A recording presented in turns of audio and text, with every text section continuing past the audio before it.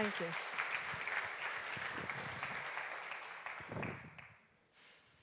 In February of 2013, I was driving to Webster City, Iowa, population 8,000 in the middle of the state of Iowa. I was on my way to a job interview as the director of the local Chamber of Commerce. As I drove through downtown, there were 14 empty buildings. 14. Did I want this job? Could I possibly help fill these buildings? I had two choices. I could turn tail and run, or I could decide to stay. Now, a little back history. Webster City lost their major manufacturer in 2011. They packed up and moved to Mexico. We were a company town. There were a lot of jobs that were lost. There were buildings that were empty because people could no longer afford to shop in them. So I'd had 2 years of recovery before I started. Could I do this? Hell yeah. Are you kidding me? What a challenge, and we did. We actually decided to host a tour of empty buildings. We got together, the owners, the building owners and the realtors, those would be the people to show you the back rooms, talk about square footage, and then we pulled together our chamber champions, which are the retired business people that still belong to the chamber. They're the ones with the stories, and they could tell the stories. They let people know what was in the building before, and they also talked about what could be possible in that building. We drew a map, we set a date, and we held the tour. And the results were nothing short of miraculous. First of all, we didn't hide the fact that we had empty buildings. We shouted it from the rooftops. We told everybody we knew. We used word of mouth, we did it on print, and we did it online. We encouraged the dreamers to come. We wanted the coffee guys to tell their granddaughters to come and check out that empty building, because wouldn't it be great to live at home? We had people that were going to school at Iowa Central Community College for business degrees so they could start their own business. We welcomed them with open arms. The owners and the realtors actually cleaned up the buildings, and then the neighbors started doing the same thing. We started a revolution in brightening our downtown, and we believed. If somebody came into my office to complain, I encouraged them to complain. But I also told them, you better have a solution, because I don't want to hear you whine. We simply stayed excited. We told everybody we knew. We got everyone to believe in the possibilities. We shared our story everywhere. Personal blogs, Facebook, Twitter. And it got picked up by other readers. In Somerton, Washington, our local economic development, the Downtown Idea Exchange, smallbizsurvival.com and wordofmouth.org shared it across the internet. Then other communities wanted to host their own tours. In fact, they called us, asked for permission. Can we host a tour? And of course we said, well, of course you can. And here's how you do it. Places local, like Jefferson, Iowa.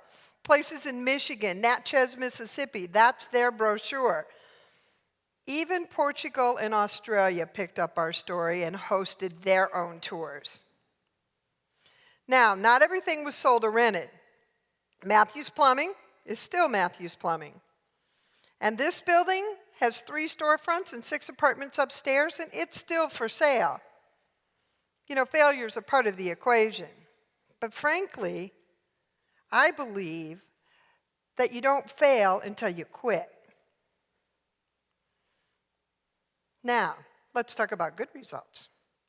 The old furniture store is now a women's alternative health clinic. The old plumbing location was bought by a new plumbing location. The old public health building is now Iglesia del Dios. In fact, the pastor asked me, when are you going to come to church? And I looked at him and went, but I don't speak Spanish. And he said, it doesn't matter. We have translators. We've got bubble tea. We've got Asian food. We've got Mexican food. And we've got SOS Vintage. Now, they came to look at our incubator project. We had one building owner that had 2 buildings, agreed to put both those storefronts into the incubator project, which meant that you got your first 3 months free and the rest of the year at reduced rent. We helped you develop a business plan and literally helped you incubate your business. So SOS Vintage came in to look at that, decided they loved our town so much that they bought their own building. 2 years later, they're still in business and doing a thriving business. The movie theater closed my first week on the job. I love movies, and now I had to drive over 40 miles to go see a movie. We held a public meeting, invited everybody. They came. 9 people eventually came out of that group, created a board, formed a 501c3, and in 1 year's time, raised $250,000. They did this in $5, $10, $20, and $25 increments. The community itself donated to make sure that that movie theater remained open. We went from 0 to hero. And hero is the name of the group, Help Entertain and Restore Organization, named by the local high school entrepreneurial class. And today, we continue to tell our stories. Tyler Abens and I, a local realtor, went on the National Association of Realtors webinar, and we talked to realtors across the United States about it. Roscommon County in Michigan and the Michigan Rural Economic Development folks invited me to come out, share our story of the tour, and then do workshops. We just returned from there this weekend, and I'm happy to say that they're starting new businesses as well. We've become a part of the Regional Entrepreneurship Program at University of Northern Iowa. So 2 years later, there were 12 buildings on the tour. 10 are full. 10. That's an economic success, for sure. It began with an idea, lots of enthusiasm, and belief that we could do it. I encourage you to try the same. Skip as much red tape as you can, make as many friends as you can, and stay positive. Anyone can build possibility.